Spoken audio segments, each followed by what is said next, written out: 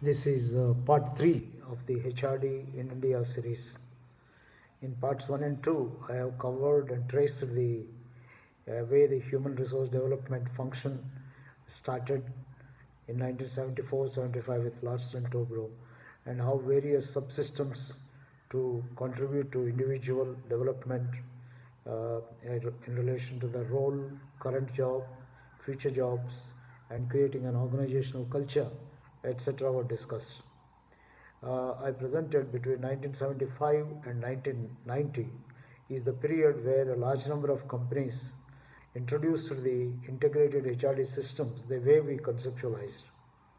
And these came from private sector, public sector, banks and financial institutions largely uh, in the country.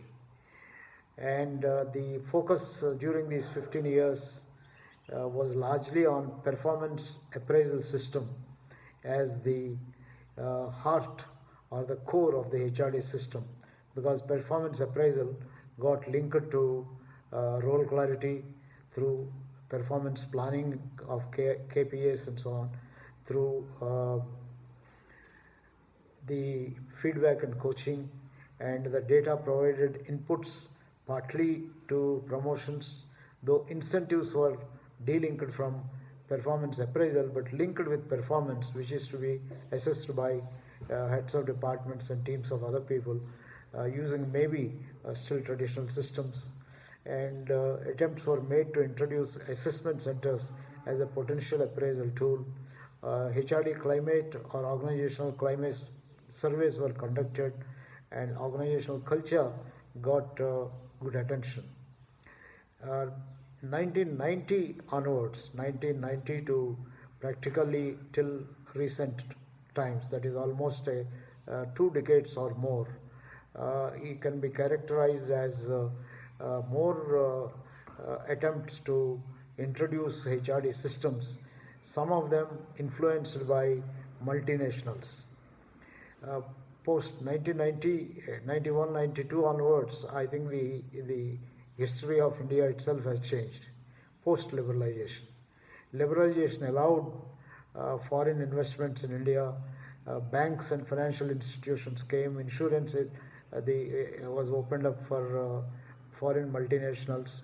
Then IT sector got also opened up. IT, of course, largely TCS, Infosys, Wipro, and a whole number of other organizations got into the picture. I think they put Indian talent globally, and therefore started exposing uh, the global organizations to come to India, and Indian companies got exposed to global standards, and therefore I think there was no alternative but for Indian companies to uh, look at strong performance appraisal systems, link performance appraisal with pay.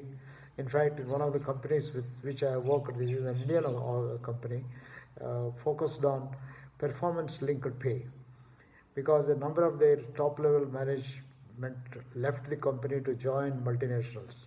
So the company got worried and they said, can we relook at our performance pay? So we came up with a very interesting formula of deciding the performance pay at the end of the year of every individual on the basis of company performance, departmental performance, and individual performance. The percentages of incentives that are given varied from 40% for team performance to 30% for company performance and 30% for individual performance. So, team performance measures were introduced, individual performance measures were introduced, and there was no alternative but to link performance appraisal with pay. Though we still maintain during that period, do not provide an automatic link between appraisal ratings, because appraisal ratings should help people to improve themselves. But it constituted 30% of the normally the performance linked pay and so on. Though attempts were made by organizations like BUILT and in some ways NDDB and other kind of corporations for introducing assessment centers, systematic way in which assessment centers were introduced began sometime in the year 1994-95. Because I think the salary structure changed, because managers had to be paid uh, fairly high amounts of salaries to compete with multinationals, organizations had no alternative but to decide and measure the potential of an employee before promoting. In the past, promotions were based on performance appraisals, but I think companies slowly started differentiating performance appraisals from potential appraisal, and assessment center came into picture. So 1990s to practically 2000, we can consider the organizations and their HRD focusing on continue to focus on performance appraisal. In fact, we discovered that the term appraisal is creating a lot of negative feelings in the people. So we said it's high time we should call the system as performance management system or performance development system. So slowly, I think we started discouraging people from using the appraisal and started encouraging people to use performance management system.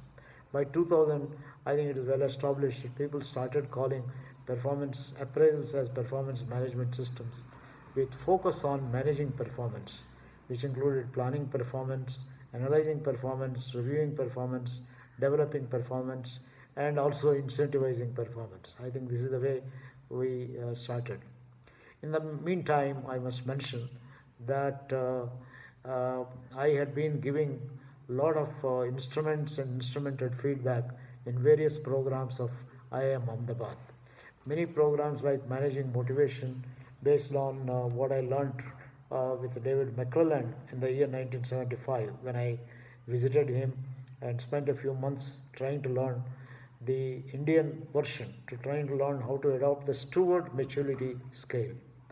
Abigail Stewart was a professor at Wesleyan University, was a student of David McClelland. She developed a maturity scale on the basis of analysis of the TAT stories. McClelland talked about it in his 1975 Harvard Business Review article called as Power is the Great Motivator.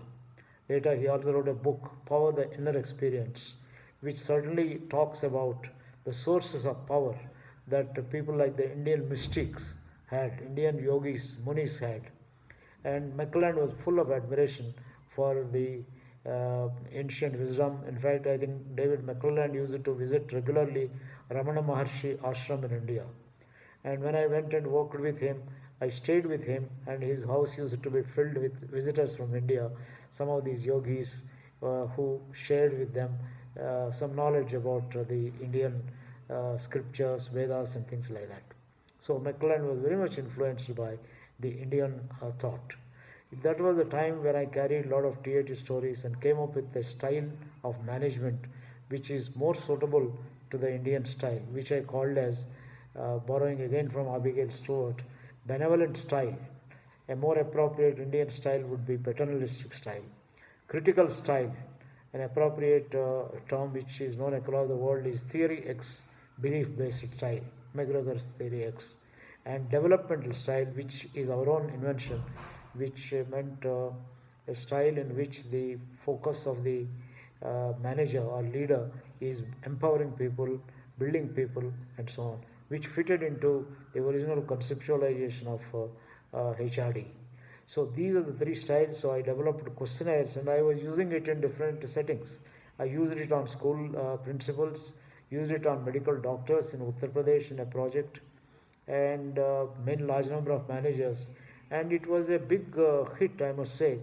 And only thing is, these instruments at the time were instruments based on inputs of each manager, and people used to ask at the end, Professor, you have given me a tool and given me an understanding of my own personality, but isn't it more useful if you can administer the scale and help me to discover how I am perceived by others? In Johari Windows terms, I am aware of my private world, but if somebody can tell me what they think of me, I can also become aware of my blind spots and can also become aware of how much what I think of myself is known to others. So it is this which led me to, in 1986 in IIM Ahmedabad, to start a program on leadership styles and organizational effectiveness. In this program, my colleague Pradeep Khandwala used his managerial styles tool, and Professor J.P. Singh used on decision making, Ram Narayan on learning culture of organization. So we combined all this and we evolved a model which a few years later I discovered McLelland's firm, MECBER on its own, started using it. Give 360-degree feedback, measure the climate, and later I also found that the London Business School started using this almost beginning 2000 at the Indian School of Business. This is got later known as 360-degree feedback. When we started in IIM Ahmedabad in 1986, nobody knew that this is one day going to be called as 360-degree feedback. After running this for about 5-6 years, we discovered that the West understands this as 360 feedback, and we started increasingly using the term. So between 1990 and 2015, even to today, you will find a large number of corporations using 360-degree feedback for leadership development.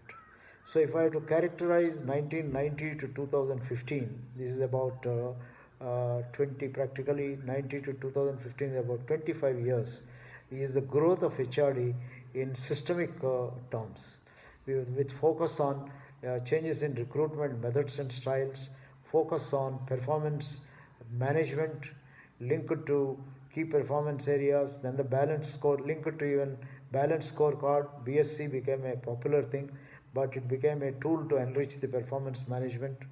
Then assessment centers, which later again turned out to be more acceptably called in India as development centers, and TVRLS started using the term ADC, Assessment Development Center, and employee engagement surveys, and then HR audit, which is our own invention. I wrote the book on HRD audit sometime in the year 1996. It became very popular. It was based on our experiences with Aditya Birla Group. Aditya Vikram Birla, when he was alive, asked each of his units to get themselves audited for their HR practices, and they were given freedom to choose anyone they want. And we worked with a large number of companies, developed our own model of HR audit. HR audit for me is a mechanism of examining how much what we proposed theoretically in the year 1975 as the principles with which HR function was built, subsystems of HRD, goals of HRD, instruments of HRD are being truly followed in spirit and so on. So HR audit as a methodology measured whether HR systems are structured the way we envisaged, are they clear in purpose, are they being disseminated well, and so on. So this was systems audit, then strategies audit, then competencies audit, in which we started auditing competencies not only of HR people, styles of top management using 360-degree feedback, learning desires of line managers, and finally the learning attitudes of the workmen and credibility of the HR department. So we gave 1,000 points to systems and strategies, 500 points to competencies, 500 points to HRD culture. This is where Father Abraham later became the director of XLRI. For his PhD thesis, he worked for Gujarat University, but from the Center for HRD and from IIMA. He discovered that financial performance in some of the companies that he studies was related to not only HR practices but HRD climate. We discovered HRD climate has more predictive power in terms of financial performance than HR practices.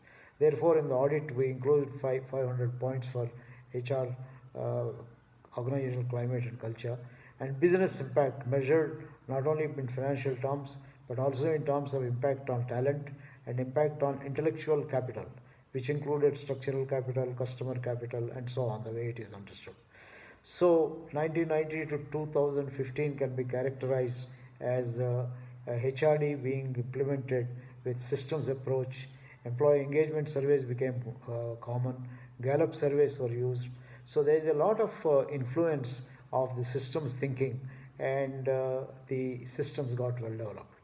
Of course, one of the negative consequences of all this is in the human resource development, resources became much more focal points, and the human somewhere unknowingly got into the background.